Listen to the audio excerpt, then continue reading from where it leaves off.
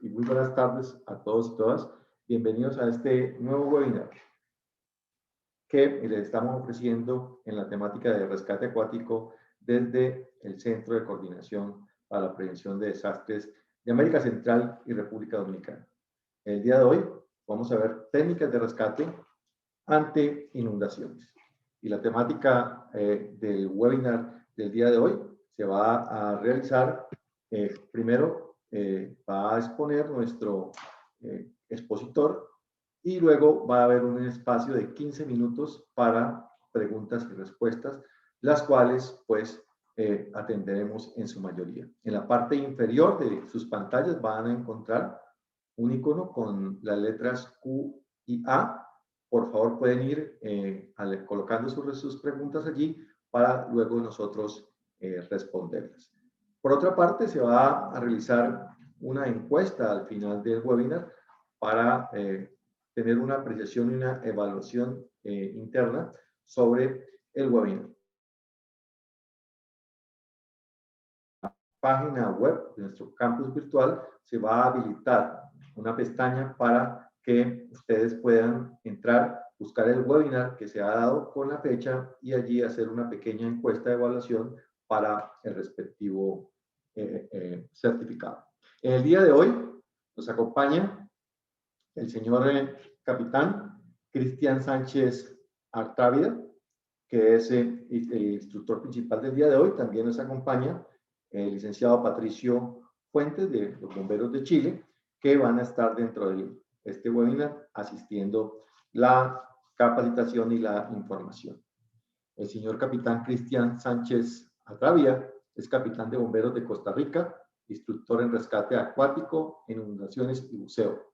Tiene formación en rescate acuático como instructor en aguas rápidas de la Escuela de Rescatistas en Ríos de la Universidad de Texas, instructor de rescate e inundaciones de la Academia Nacional de Bomberos desde el año de 1998.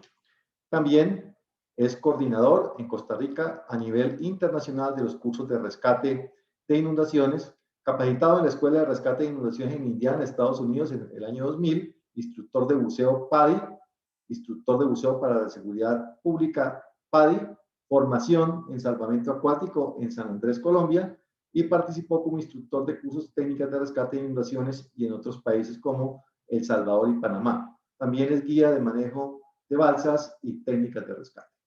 La experiencia del señor capitán Sánchez ha sido en la atención de emergencias por inundaciones en diferentes partes desde 1998, en diferentes lugares de la República de Costa Rica a nivel nacional e internacional, y es encargado de la unidad de rescate del Cuerpo de Bomberos de Costa Rica desde el año 2007 hasta el año 2020. Actualmente es miembro asesor técnico de la unidad de rescate acuático y del Cuerpo de Bomberos de Costa Rica. Adelante, señor capitán Cristian Sánchez, muchísimas gracias por esta excelente exposición que va a hacer en el día de hoy. Muchas gracias, don Eduardo, y un placer saludar a todos. Es para mí un honor participar en esta conferencia. Como dicen por ahí, los conocimientos no sirven si uno no los transmite, ¿verdad? Y en el ámbito de inundaciones, nosotros nos hemos preocupado mucho debido a que el Cuerpo de Bomberos de Costa Rica, al igual que muchos cuerpos de bomberos, hemos tenido consecuencias, ¿verdad? Productos de lo que son las inundaciones. Un hecho histórico en 1994, durante una detención de una inundación, yo era bombero voluntario para ese entonces. Unos bomberos se ingresaron a una vivienda para ayudar a los ocupantes a sacar objetos donde las medidas de seguridad se menospreciaron, no usaron el equipo apropiado. Lamentablemente, las bases de la vivienda que estaban muy cercanas al río cedieron, la vivienda cayó al río y lamentablemente tuvimos dos pérdidas. Esas pérdidas de 1994 marcaron un impacto fuerte en lo que fueron las atenciones de inundaciones a nivel nacional, a nivel de Costa Rica, debido a que, primero, es muy doloroso perder dos compañeros, y segundo, nos dimos cuenta que nosotros no estábamos preparados. El cuerpo de bomberos, su horizonte era solo incendios. Ahora, digamos, a comparación del 2021, bomberos atiende infinidad de incidentes, un ejemplo, materiales peligrosos, incidentes hasta inclusive de buceo, rescate de animales, etcétera, etcétera, etcétera. E inclusive hasta en cavernas tenemos en vertical y en diferentes áreas y en técnicas como BREC y otros. Todo ese impacto nos marcó iniciar toda una preparación en base a escuelas internacionales y con el apoyo de instructores internacionales, como fue OIS Doña Susan Tracher, instructora de Estados Unidos, la escuela de Texas, la escuela indiana, NASAR, que hubo un tiempo que estuvo impartiendo cursos de lo que es salvamento y rescate en aguas rápidas, y así aparecieron otras escuelas como Rescate 3 y otros que para muchos es conocido. ¿Qué es lo que pasó? Que nosotros empezamos a prepararnos en el área, empezamos a adquirir equipos y otros accesorios para efectos y aprender técnicas que nos mejoraran nuestra seguridad y nuestras capacidades en lo que es salvamento acuático. Y eso nos ha llevado a capacitarnos constantemente, a brindar capacitaciones, expandir nuestros conocimientos. Y tras de eso, nuestro país es un país altamente afectado por lo que son las tormentas por agua y otros. Entonces, y como ustedes saben muy bien, eso implica que tengamos muchas inundaciones y esas inundaciones, por ende, indica que tengamos personal especializado. Nuestro país tiene dos estaciones muy marcadas. Está la estación seca y la estación lluviosa.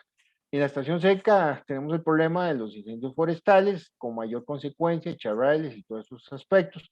Y la estación lluviosa son las inundaciones. Nosotros de los 12 meses, 8 meses son de estación lluviosa y tenemos grandes zonas que se ven afectadas por inundaciones. Entonces, ¿qué pasó? Que aparte de los conocimientos que hemos adquirido y los diferentes cursos que hemos implementado, aparte de eso, el reforzamiento con técnicas de buceo y todo eso para efectos de rescate en aguas rápidas y de buceo, nos ha llevado también a contemplar cursos o preparación en lo que es el manejo gerencial de una emergencia por inundaciones. Porque el problema que tenemos muchas veces es que tenemos rescatistas, sí, y los rescatistas estamos preparados por una tarea, una labor específica, pero ¿qué pasa con nuestros jefes? ¿Qué pasa con nuestros administradores a la hora de ir a una emergencia? ¿Están preparados? ¿Estamos con la capacidad de poder meter a una brigada o una dotación o un grupo de rescatistas a realizar una tarea y sabemos lo que estamos haciendo?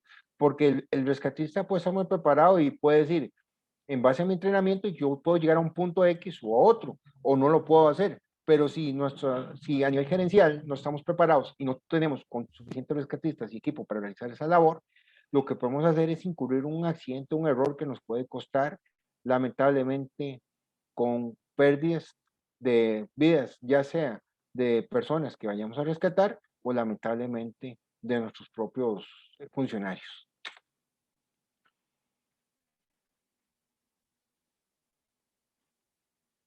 Un segundo. Esta charla se va a llamar Atención Gerencial de Operaciones de Incidentes por Acción del Agua, ya sea por terraplenes, por inundaciones, por rebalse de aguas u otros que se puedan ver afectados. Y como les indiqué anteriormente, las emergencias por agua no solo es inundaciones, puede ser que un terreno de tanta recibir agua, el terreno se sobrecargue y se crean pequeñas represas y esas represas le someten peso a una montaña en la cual puede colapsar y como ha pasado en Honduras, en Venezuela y en otros países, incluso en Costa Rica, en diferentes áreas, que han afectado grandes zonas inundadas en montaña, que uno dice, ¿cómo se va a inundar una montaña? Pues sí, se inunda una montaña y hemos tenido pérdidas considerables de personas y también materiales, ¿verdad? Lo que el propósito de esta charla es analizar desde una perspectiva de una administración de emergencia lo que es la atención y la organización, utilizando la figura del SSI para tomar decisiones planificadas que nos permitan tener una capacidad de reacción. Tenemos que tener esa preparación, cómo vamos a reaccionar, cómo vamos a actuar. Y para eso hemos diseñado o hemos analizado diferentes aspectos. Esto en base también a manuales internacionales sobre el manejo de desastres y la preparación para lo que es la atención de emergencias a nivel mundial. El objetivo de esta charla es brindar insumos para la atención de manejo de operaciones de producto de la acción del agua por inundaciones, huracanes, tormentas o otros en zonas o áreas vulnerables que requieran una preparación y el fortalecimiento de las capacidades operativas y la toma de decisiones del manejo gerencial de una emergencia dentro del Cuerpo de Bomberos de Costa Rica o cualquier institución. Esta charla se inició este año al Cuerpo de Bomberos de Costa Rica y por eso le damos así. Sin embargo, se adecua a cualquier organización, no solo al Cuerpo de Bomberos. Entre los objetivos vamos a describir qué es un manejo gerencial de una emergencia, identificar las fases de atención de emergencia, reconocer los niveles de preparación de los rescatistas para atención de incidentes hidrológicos, explicar el uso de lineamientos estándares de operaciones, que muchos me van a preguntar qué es un lineamiento estándar de operación y cómo se aplica, y identificar los equipos de trabajo acorde a los niveles de entrenamiento y de certificación. Una emergencia hidrológica es toda emergencia que puede ser provocada producto de la sobrecarga del agua o aspectos que nos puedan afectar, producto de la gran cantidad de agua que puede sufrir un terreno o inclusive un río, el cual sus capacidades sobrepasan sus capacidades de canalización y puede desbordarse y afectar varias áreas. Eso puede ser por la caída de árboles, puede provocar terraplenes, los frentes fríos, que actualmente es muy común en todo lado, que nos traen tormentas y grandes cantidades de agua que lo que hacen es que sobrepasan nuestras capacidades. También puede ser por alcantarillas que tengamos congestionadas o áreas que tengamos altamente congestionadas, producto de basura y otros aspectos puentes, los cuales han estado en mal estado, u otros que al final se vuelven una trampa y se vuelve un cúmulo importante de lo que es basura. A continuación vamos a hacer un video de una inundación urbana, donde podemos apreciar varios aspectos como grandes áreas afectadas, gran cantidad de personas involucradas, y uno como rescatista va a pensar o a opinar, ¿qué hago? ¿Cómo actúo? Por ejemplo, entonces lo vamos a poner en observación. Como ustedes pueden observar, esto es una zona urbana, tenemos gran afectación de agua, vemos cómo el agua empieza a mover vehículos y vemos, está en medio de la ciudad, gran cantidad de personas dentro de los vehículos y agua que puede estar a una altura aproximadamente de medio metro a un metro, ya tienen la suficiente capacidad para remover camiones, autobuses u otros. Y dentro de esos vehículos, ustedes pueden observar gran cantidad de ocupantes. Eso es un gran reto para un rescatista, para un administrador de una emergencia. ¿Por qué? Porque primero, tengo que priorizar. ¿A dónde pongo el equipo de rescate? Rápidamente, no tengo tiempo. O sea, entre más tiempo dure en tomar una decisión, más tiempo la gente se va a desplazar y tengo más víctimas. El riesgo potencial de que el agua siga corriendo en ese tipo de incidentes, podemos tener un promedio de 60 hasta 80 personas involucradas. Y para un grupo de rescate, cualquiera que sea, es un reto importante, sin importar la capacitación. Y adicionalmente, ¿cómo le entro al agua? Tengo la capacidad para poder actuar, para poder reaccionar. Esto es lo que conlleva toda una preparación. El manejo gerencial de un incidente dentro de una inundación ejecuta varias acciones que puede implicar lo que es la prevención y lidiar riesgos productos de una emergencia o desastres en un proceso continuo que nos permite identificar las amenazas, registrar riesgos y mitigar efectos de los riesgos identificados. ¿A qué me refiero con eso? Que con antelación, antes de que llegue la temporada lluviosa en cualquier zona, a través de los diferentes comités de emergencias podemos identificar las zonas que pueden ver seriamente afectadas, más cuando entra un frente frío u otros que podemos tener gran cantidad de agua, que por ende esa gran cantidad de agua nos puede afectar. Entonces, ¿qué hacemos? Nos reunimos con los comités a través de las diferentes municipalidades o alcaldías o cuerpos de rescate y definimos y priorizamos en tal zona, tenemos gran serio problema por ocupación urbana, por tránsito y pues una vía principal y la vía principal se puede ver colapsada. Entonces, desde un principio vamos valorando qué puede pasar si tenemos que actuar, cómo vamos a actuar, en qué momento vamos a actuar y qué medidas vamos a tomar para que ese riesgo minimizarlo y tener otras posibilidades de poder evacuar o zonas de reubicación para acceso, inclusive de los rescatistas, cuerpos de rescate o también salidas de emergencia para lo que son las víctimas en el lugar. La fase de atención de emergencia va desde la fase de mitigación, que es tratar de prevenir los riesgos. Podemos diseñar mapas y en esos mapas o hojas cartográficas podemos identificar en una zona X, esta zona tenemos ríos, fuentes, zonas que sabemos que se pueden afectar o se pueden ver inundadas desde un principio.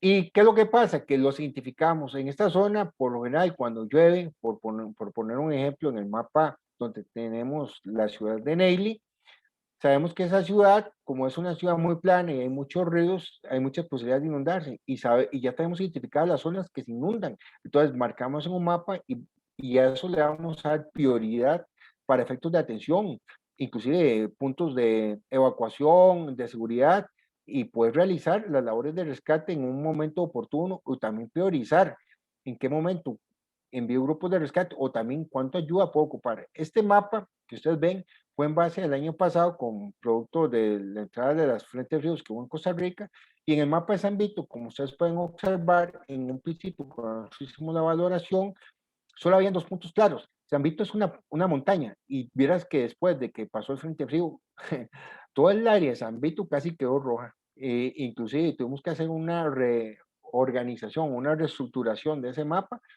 inclusive todo un trabajo extenso de la Comisión de Emergencias porque se tuvo que emplear a fondo con maquinaria y otros para poder limpiar vías de accesos y varios talús que se vinieron y varias comunidades que quedaron este, aisladas. Inclusive tuvimos que hacerles llegar alimentos con ayuda y apoyo aéreo u otros porque las personas no podían llegar. Y tras de eso esas zonas son zonas donde tenemos población indígena, donde no cuentan con los medios de transporte, comunicación u otros que les puedan facilitar el acceso.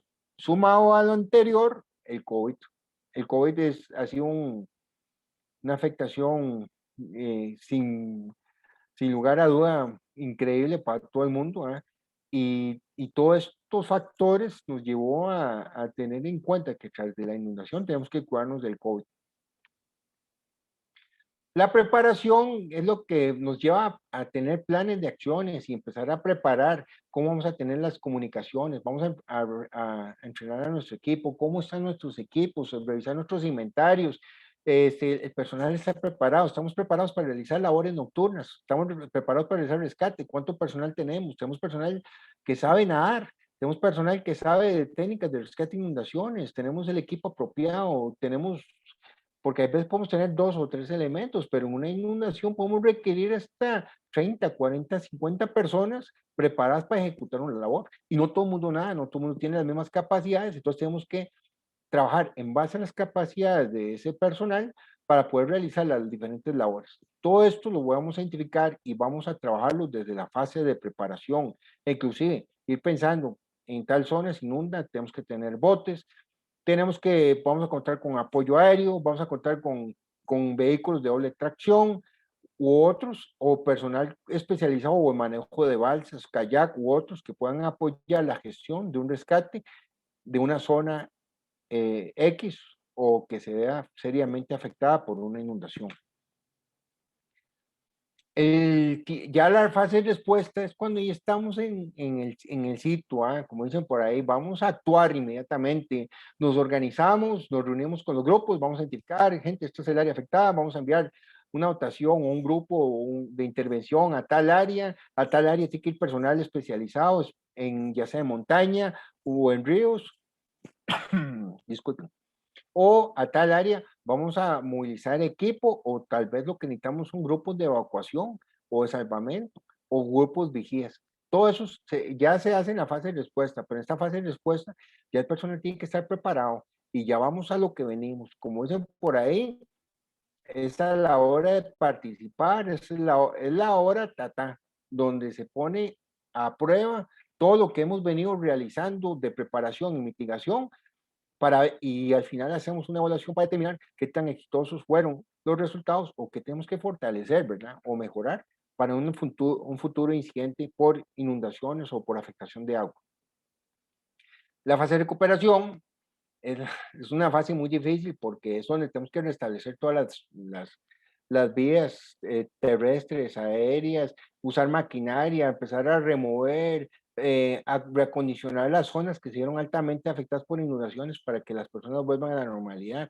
Entre más pronto las personas regresen a sus hogares y más restablezcamos nuestras comunidades, más rápido vamos a tener el control de una emergencia e inclusive valorar.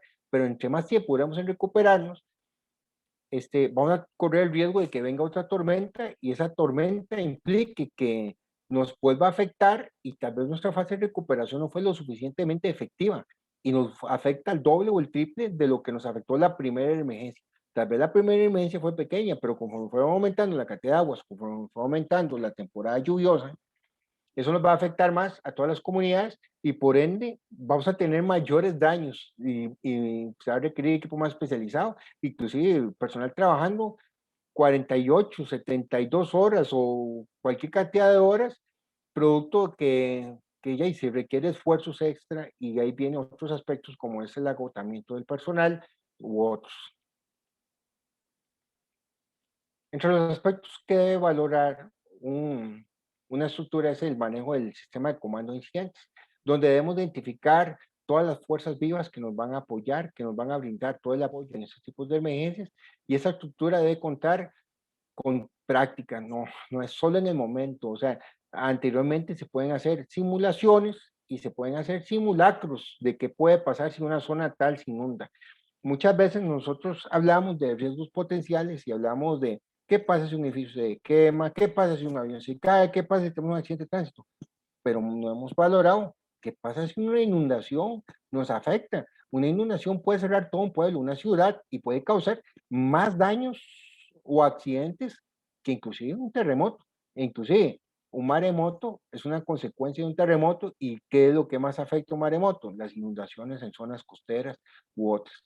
Entonces, todos estos aspectos son muy importantes. Entonces, lo que nos conlleva a eso es que cuando desarrollamos una estructura del sistema de comando incidente, no es solo saber quién es el comandante incidente y que se encarga de planificación, logística u otros, sino también ponerlo en acción y ver cómo estamos en nuestras capacidades para actuar y poderlo evaluar.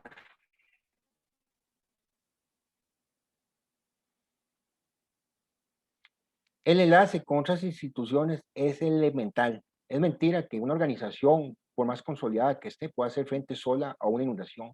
En muchos países se requiere el apoyo de, del ejército, de la Cruz Roja, bomberos, policías, las comisiones de emergencias, todos tienen que unirse. O sea, ninguna organización puede trabajar sola en una inundación, porque el área afectada es tan amplia y la cantidad de recursos y personal que se ocupar es tan amplia que si no tenemos un enlace con otra institución, nos vamos a ver diezmados para efectos de atender una emergencia de este tipo por la gran magnitud y los daños que representan y el riesgo potencial a la pérdida de vidas. Los registros son elementales. Si nosotros no tenemos registros de cómo tenemos la emergencia, cuántas personas estamos trabajando, cuántas personas se vieron afectadas, cuáles fueron las zonas afectadas, y no manejamos datos estadísticos para efectos de evaluación de todo el proceso que estamos viviendo, puede pasar que en un futuro las inundaciones nos vuelvan a golpear y mucho más fuerte de lo que nos afectó esta vez. Los registros nos permiten aprender de las lecciones que nos brinda estos tipos de incidentes y cómo debemos de actuar. Si no manejamos registros, vamos a cometer errores de, mira, otra vez tenemos rescatistas sin alimentación. Esta vez, vean, no preparamos la comunidad X. Nos dimos cuenta que la misma zona se volvió a inundar y no tomamos medidas preventivas o correctivas de esa zona. Los registros nos van a brindar insumos importantes para valorar cómo fue nuestra simulación, nuestro simulacro y nuestra actuación propia en una emergencia. Es elemental. ¿Cuántos hogares tuvimos de evacuación o zonas de aislamiento ahora con el COVID? Imagínense, tenemos que pensar no solo en que tenemos que tener hogares o refugios para las personas que ven afectadas por inundaciones, sino que también tenemos que tener medidas preventivas de aislamiento o de seguridad en caso de que hayan personas afectadas o también medidas de higiene para los rescatistas o las personas que están actuando. Es elemental el tener registros, hay que documentar, es importante sentar a una persona y que esa persona maneje toda la información y documente puntualmente todo lo que está pasando. Como les indiqué anteriormente, eso nos va a permitir identificar si estamos en las capacidades para actuar correctamente. Los controles operacionales, cuántas personas vamos a trabajar, cuáles son los horarios, cuánto combustible tenemos, cuántos vehículos tenemos agua potable, tenemos insumos de aseo, tenemos personal preparado, personal en estos manejos operacionales ustedes pueden ocupar equipo técnico, equipos con computadoras, gente que maneje mapas, otros que manejen vehículos de doble tracción, vehículos articulados, gente que establezca campamentos, que hagan, que manejen la alimentación, que inclusive sepan establecer un campamento, las letrinas, qué pasa con las aguas contaminadas, si alguien toma agua contaminada, lo que puede afectar a todos los ocupantes de un campamento y más si el campamento es de rescatistas, que el rescatista esté bien descansado, que tengamos gente rotando, que el personal que vaya a operar o vaya a trabajar en X emergencia cuente con los insumos suficientes, chalecos salvavidas, su buen casco para inundaciones, su trova, su linterna de casco de cabeza, que ande alimentos, agua potable, raciones militares, botas de amarrar, que usen el equipo idóneo y también el apoyo que en caso de que tengamos que evacuar a una persona, contemos con personal paramédico, médicos, para hacer un área de recolección de víctimas o inclusive para, el apoyo de los mismos rescatistas.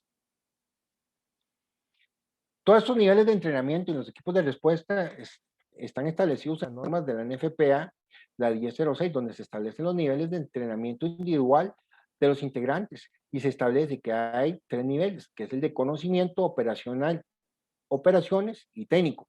El nivel de conciencia es cuando nosotros brindamos charlas a escuelas, a colegios, a municipalidades, a comisiones, cómo vamos a trabajar, qué es lo que vamos a trabajar, cómo la importancia de que conozcan cuáles son los equipos, por qué no todo el personal puede entrar a una zona inundada, cuáles son las medidas de seguridad, cuál es el incremento. Eso nos ayuda a poder identificar y crear conciencia que cuando vamos a actuar una inundación, una emergencia, que para dónde tenemos que actuar, cuáles son nuestras capacidades, qué pasa si se nos va la luz, qué pasa si se nos cierra una vía y no tenemos para dónde ir, cuáles son nuestros entes de emergencia más cercanos, cuál es el número, nuestros equipos de respuesta. Todo eso va dentro de la parte de conciencia y puede involucrar desde niños de escuela, profesores, padres de familia, hasta inclusive jefes o encargados de comisiones de emergencia o administradores de emergencia. El nivel operativo son todas las personas que están involucradas en grupos de respuesta a emergencia, ya sea Cruz Roja, bomberos, policía, médicos, fuerzas militares u otros que puedan colaborar en las labores operativas de realizar rescate, evacuación, salvamento u otros. Y el nivel técnico es un personal especializado que ya lleva un entrenamiento en el manejo de inundaciones y que pueden tener las capacidades para actuar, intervenir directamente en el agua y realizar acciones donde implica un alto grado de entrenamiento, seguridad y responsabilidad, porque el meterse al agua para alguien que no ha tenido entrenamiento y más si no sabe nadar o no conoce el equipo es como darle un revólver y pegues un tiro. Trabajar en el agua se requiere entrenamiento, seguridad y hay que estar muy capacitado para realizarlo. Y no se lo decimos en broma, lo decimos en realidad. Solo alguien que ha estado en una inundación o que ha estado en una piscina, inclusive, y maneja un caso de pánico activo o pasivo con un paciente o una persona,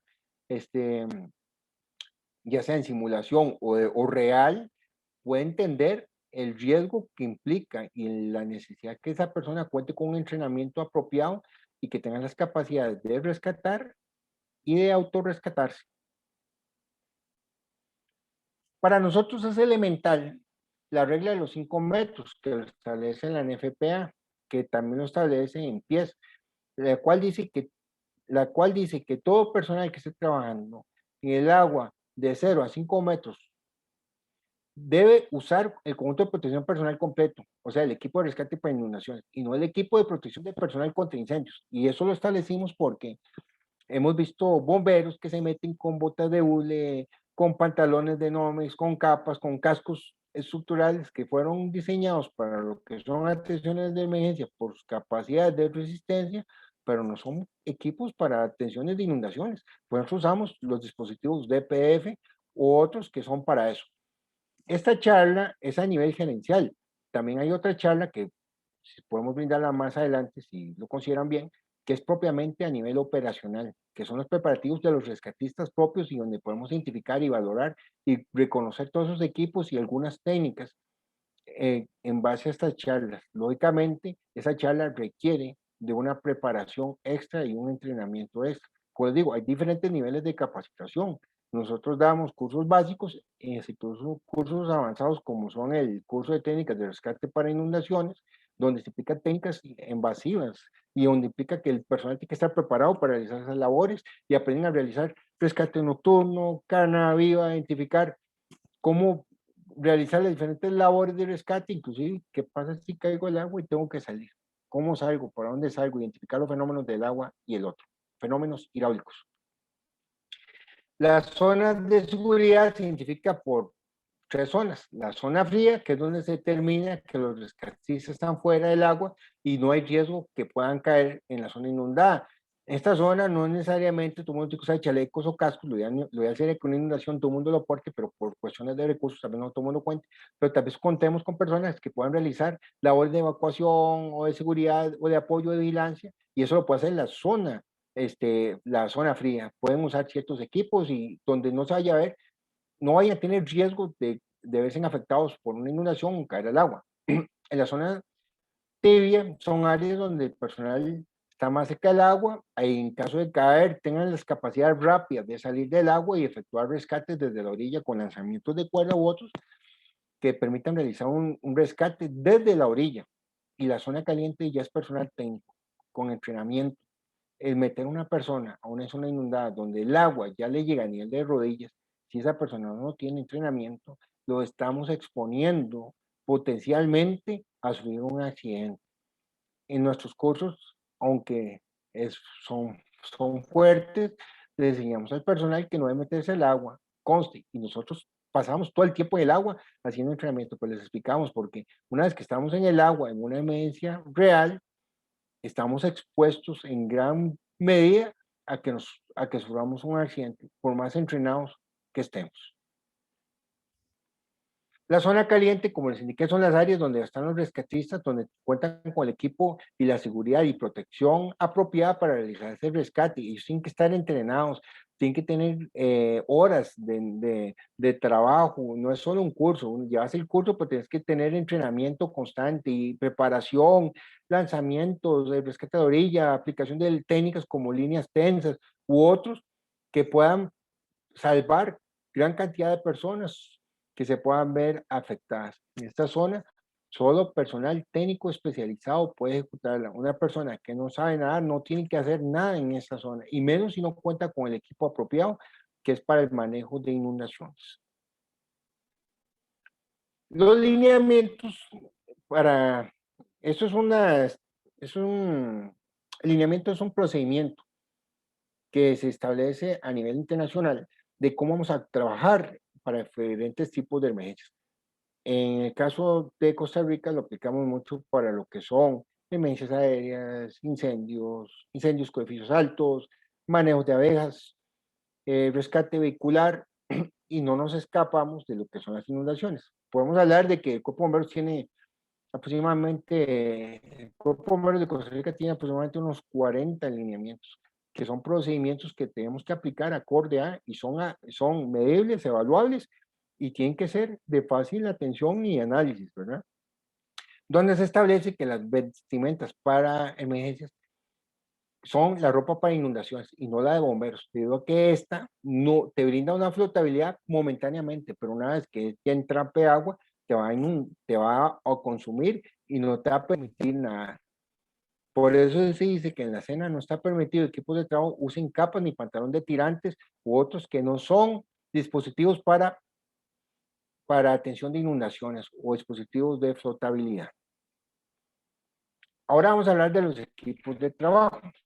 Los equipos de trabajo se entienden por grupos que van a intervenir para realizar un rescate.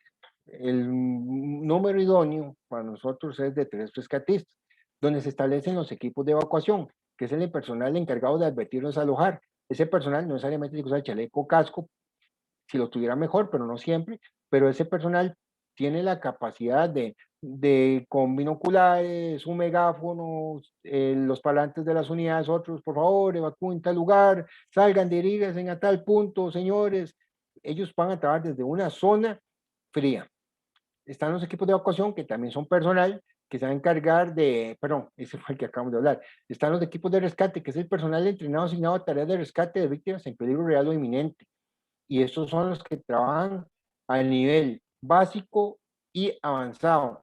Básico, como les dije anteriormente, hay 3 niveles de capacitación: conciencia, operaciones y técnico, y un nivel básico puede ser un nivel operacional, a los cuales nosotros damos una cierta capacitación, donde se les enseña técnicas como identificar lineamientos, conocer el equipo y realizar rescates de la orilla.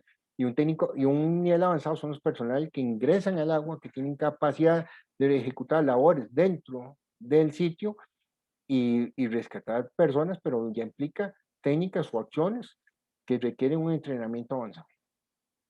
Los equipos de reconocimiento es personal asignado a la vigilancia río arriba y son los que se encargan de monitorear qué pasa con las represas, el río está aumentando en cantidad de agua, tenemos rebalse, riesgo potencial, hay un terreno que ha llevado tanta agua que ahí se está desplazando. Entonces, ponemos grupos de vigilancia o de monitoreo en diferentes puntos que puedan estar vigilando el comportamiento de esos aspectos que les acabo de mencionar y lo que puede pasar si ellos obstruyen un río y que afecten una zona. Y los equipos de salvamento son los equipos que están río abajo en áreas donde trabajan desde la orilla, como a nivel operacionales, donde realizan rescates desde la orilla o labores de recuperación, ya sea lanzando cuerda o con técnicas de extensión. Aquí tenemos un mapa, un toque de cómo podríamos ubicar un equipo para inundaciones en caso de una emergencia. Entonces, tenemos muy claro que el equipo de evacuación están sacando a todo el personal o personas que están dentro de una zona que se pueda ver seriamente afectada y los ubican en un punto que esté seguro.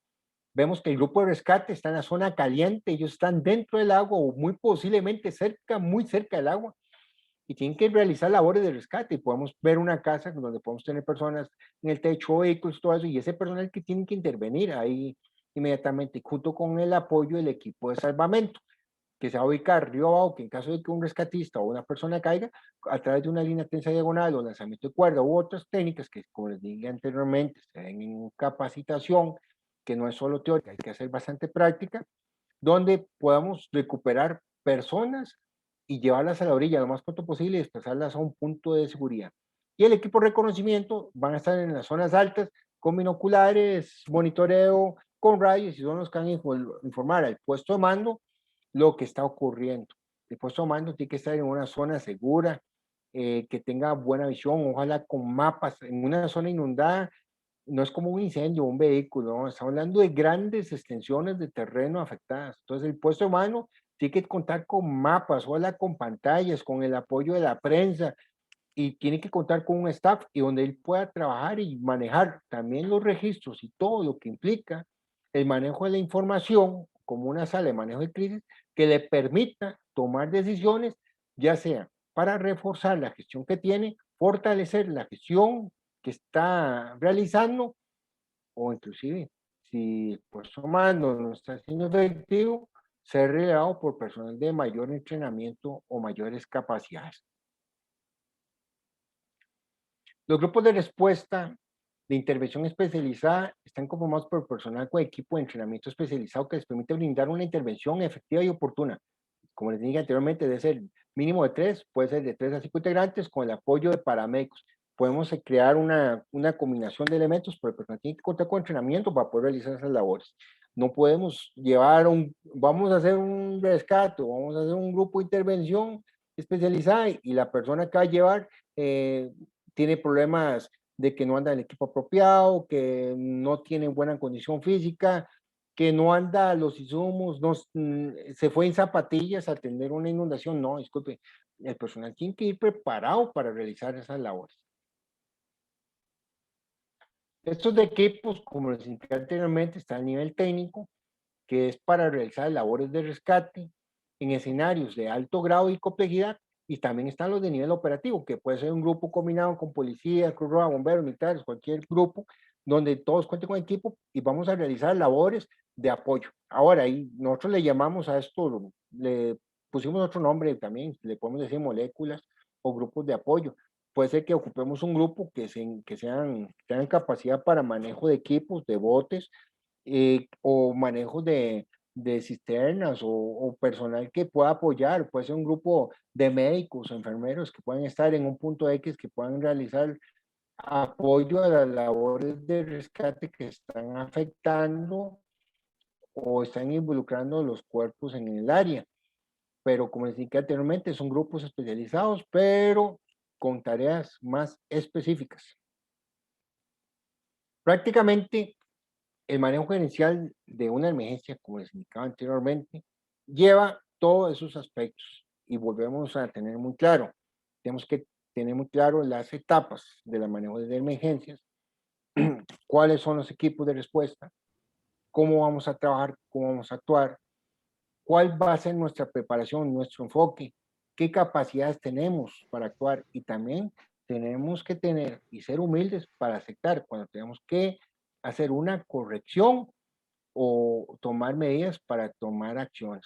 Recuerden que en una inundación aquí no hay banderas, no somos bomberos, no somos policía, no, todo el mundo tiene que trabajar en conjunto y ese trabajo en conjunto nos lleva a realizar labores exitosas y lo más importante, que es para lo que estamos, que es salvar vidas. Estamos a la orden. Muchísimas gracias, capitán Cristian Sánchez, por esta excelente exposición el día de hoy. Realmente muy valioso todo el material y muy valiosa toda su experiencia, la que nos ha transmitido durante esta charla. Posteriormente, el señor licenciado Patricio Fuentes, de los Bomberos de Chile, va a continuar con la siguiente sección de preguntas y respuestas. Adelante, por favor, licenciado Patricio. Gracias. Muchas gracias, Eduardo. Sí, bien, muchas gracias, capitán. Muy buena su presentación. Les recordamos a quienes están participando de este webinar que hay un banner que dice Question and Answer, donde pueden hacer todas sus preguntas acerca de esta presentación. La primera pregunta dice, ¿con cuánto tiempo de anticipación, en base a su experiencia, obviamente, podríamos implementar las fases de mitigación y preparación en base a este tipo de emergencia? Ok, la fase de mitigación nos puede llevar años, nos puede llevar una semana. Todo va a depender de lo que tengamos, ¿verdad? Un ejemplo, trabajar con las comunidades que se encarguen de limpiar las alcantarillas, caños, calles, puede ser una fase que podemos aplicarlo en una semana, 2 semanas, pero tal vez pueda ser que un municipio requiera el cambio de una tubería, el fortalecer un puente, elevar un puente o grandes troncos que nos puede llevar hasta 2, 3 semanas. Entonces, todo va a depender, pero ahí es donde se tienen que establecer prioridades a través de las comisiones de emergencias para efectos de mitigar y corregir esos aspectos y valorar qué qué podemos resolver a menor plazo a largo plazo, ¿verdad? Un ejemplo, una fase de mitigación puede ser que hayamos construido varias casas cerca de zonas donde corren alto riesgo de inundarse porque están muy cerca de los ríos. Esa fase se nos puede llevar años porque ya, eso implica que habría que reubicar a todas esas personas y ubicarlas en otras viviendas y requiere toda una preparación, ¿verdad? Ahora, una fase más corta puede ser, vamos, como les dije anteriormente, limpiar las calles. Otro es adquisición de equipos.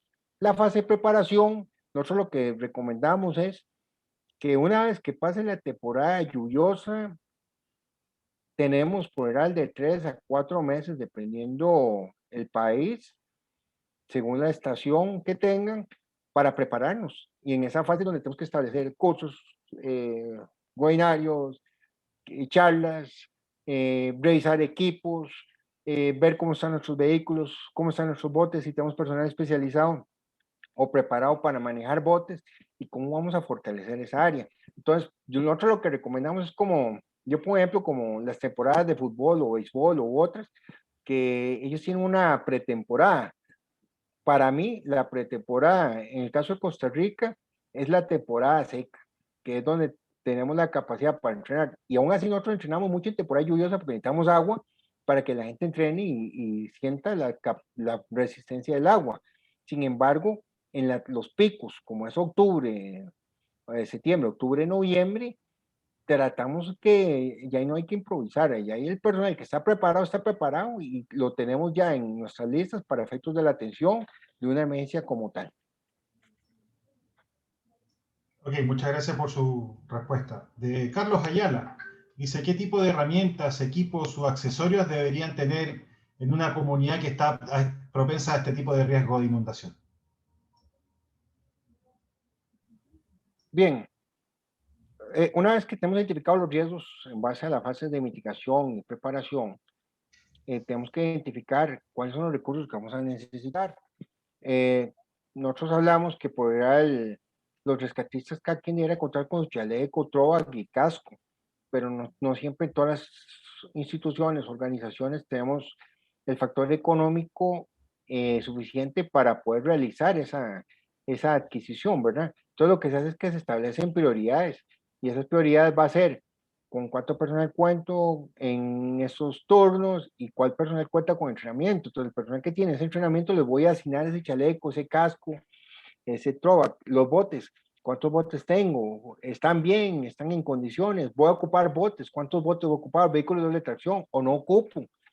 Pero todo eso va a ser en base al riesgo una vez que se identifique el riesgo y cómo está nuestra población, si tenemos ríos. Ahora, si estamos en una zona que es árida, que no hay riesgo potencial por inundaciones, no vamos a pensar en un bote, pero podemos pensar en vehículos de doble tracción que cuando se inunde se vuelve pantanosa u otras opciones que se ocupen vehículos que tengan capacidad por altura u otros para poder realizar las labores de apoyo de rescate, ya sea de evacuación o de salvamento.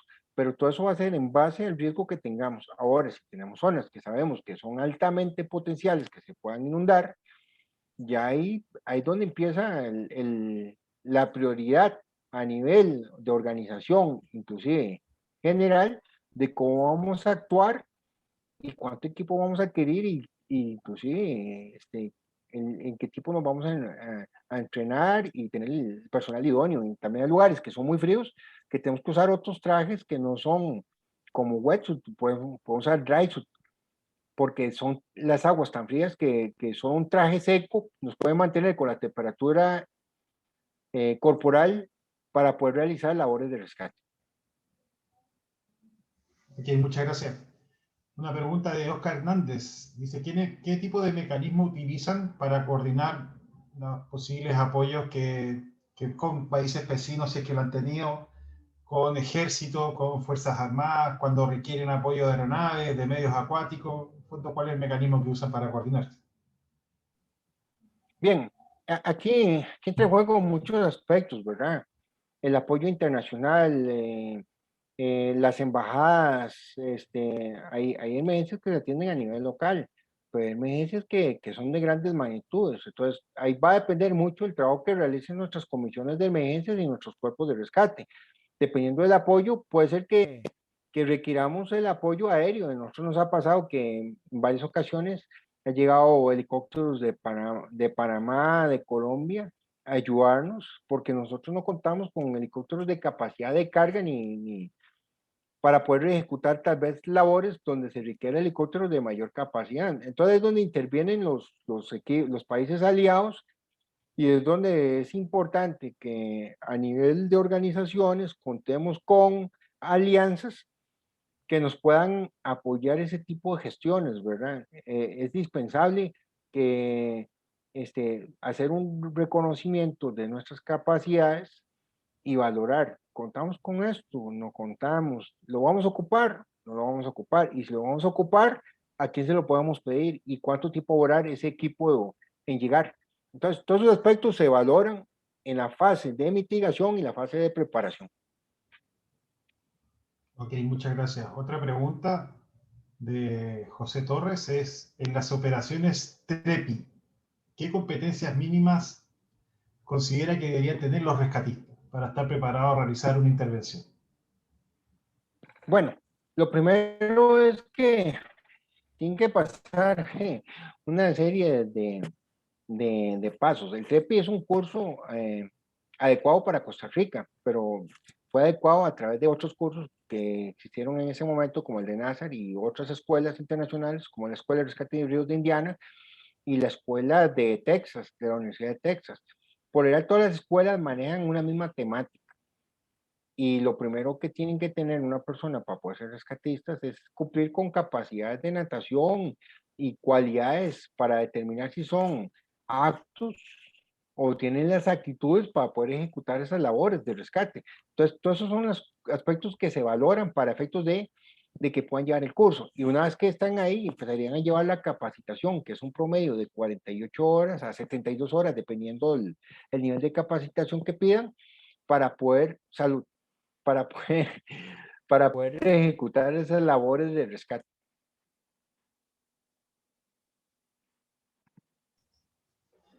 Gracias, Cristian. Vamos con otra pregunta. De Gabriel Bultrón, dice, ¿cuánto tiempo lleva capacitar a una unidad para que sea un rescatista técnico? O cuál sería su preparación en el fondo?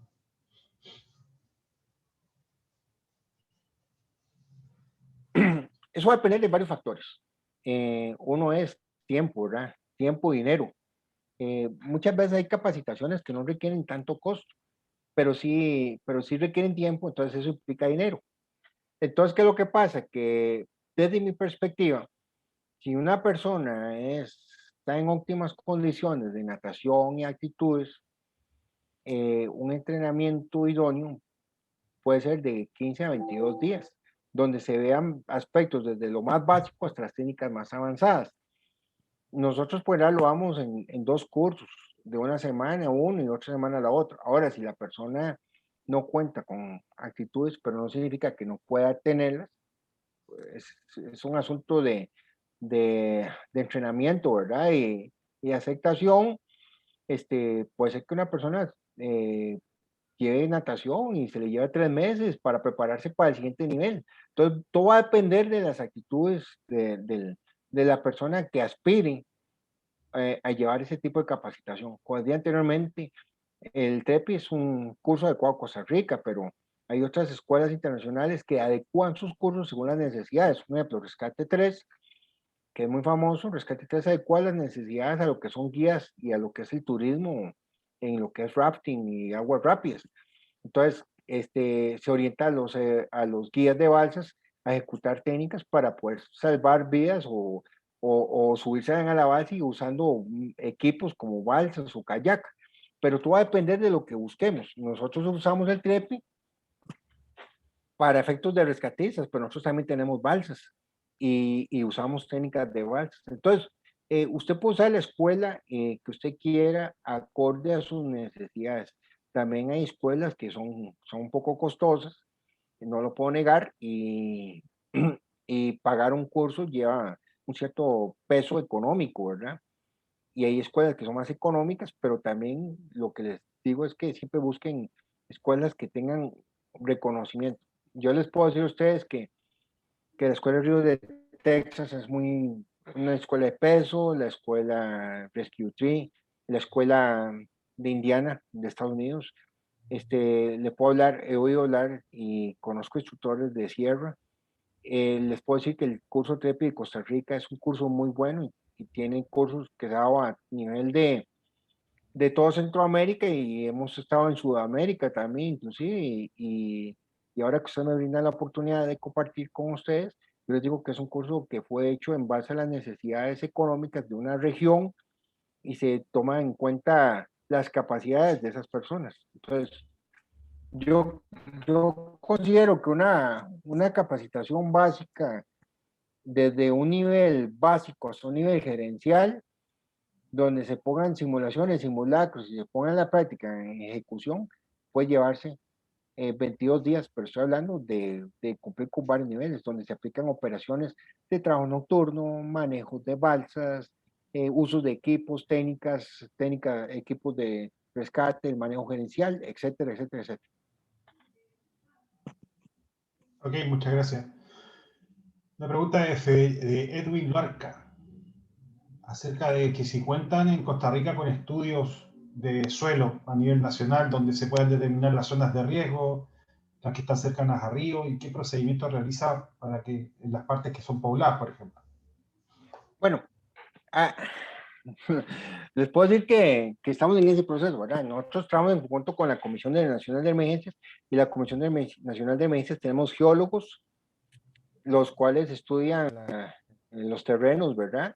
Y en conjunto con ingenieros y grupos de varios aspectos, inclusive médicos y nosotros, a mí me ha tocado participar como asesor para las comisiones de emergencias, se valoran aspectos propios que nos han venido afectando. Nuestro país ha venido sufriendo problemas de urbanización o mal urbanismo, donde se concedieron permisos a varias personas para construir cerca de ríos, donde los terrenos se desplazan o donde el río da la curva y pega el agua y barre toda una comunidad.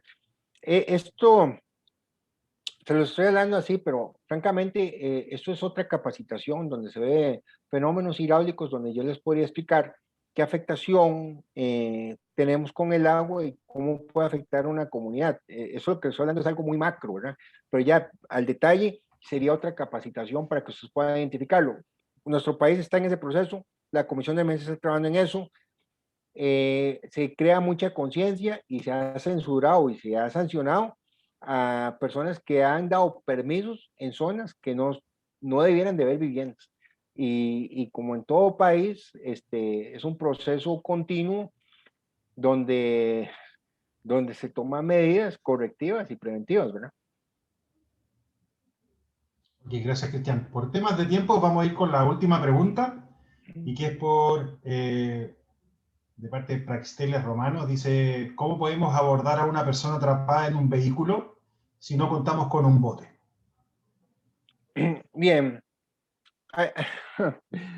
Esa pregunta es una pregunta muy abierta, porque porque hay muchos escenarios, ¿verdad? Ahora, si usted me dice que el vehículo está cerca de una orilla, podemos hacer un rescate de extensión, podemos hacerle llegar una cuerda, lanzándosela y que la persona se agarre la cuerda y haga un péndulo. Tal vez podemos acercarnos con un bajo y a cierto punto con la draga podamos anclarlo. Podemos usar una escalera de extensión de bomberos. Nosotros usamos la técnica de manguera inflable. Las mangueras de bomberos le ponemos tapones. Eso es otro aspecto que podríamos compartir más adelante, donde usted puede meterle aire a una manguera y la manguera tiende a flotar, y usted puede usar hasta 3 mangueras, y esas 3 mangueras las puede hacer llegar a un punto X para que la persona se agarre y haga una acción de péndulo. Entonces, técnicas hay muchas, pero todo va a depender del escenario. Una persona sobre un techo, lo importante es que entre más pronto lo saquemos de ese lugar y lo pongamos en un área segura, es mejor, porque conforme vaya aumentando las capacidades del agua, puede ser que el vehículo se vuelva un hueco, se vuelva un hidráulico, el vehículo se flipee, pueda causar otro accidente o inclusive puede llevarse otros vehículos. Entonces, como les mencionaba, es una pregunta muy abierta porque va a depender de lo que usted cuente, con qué recurso contamos, con qué personal, qué entrenamiento contamos y qué condiciones tenemos en ese momento. Ahora, si tenemos un vehículo a 50 metros de la orilla y tenemos mucha agua, tenemos que pensar en apoyo aéreo, por ejemplo, helicópteros o otros recursos, ¿verdad? Que eso va a depender del país. Como les digo, es una pregunta muy abierta y solo estando en el lugar se hace una evaluación rápida. Lo que yo sí les digo es que cuando uno ya estas capacitaciones, uno aprende a actuar rápido y en el agua usted tiene que actuar en segundos, no hay tiempo para improvisar. Y, y, y, y si improvisamos, son riesgos calculados, como dicen por ahí, pero el riesgo siempre va a existir. Ok, muchas gracias, Cristian. Bueno, terminando ya con la sesión de preguntas y respuestas, muchas gracias, Cristian, por su amabilidad. Dejo con ustedes a Eduardo para el cierre de este webinar. Muchísimas gracias, Patricio, muchísimas gracias, capitán Cristian Sánchez.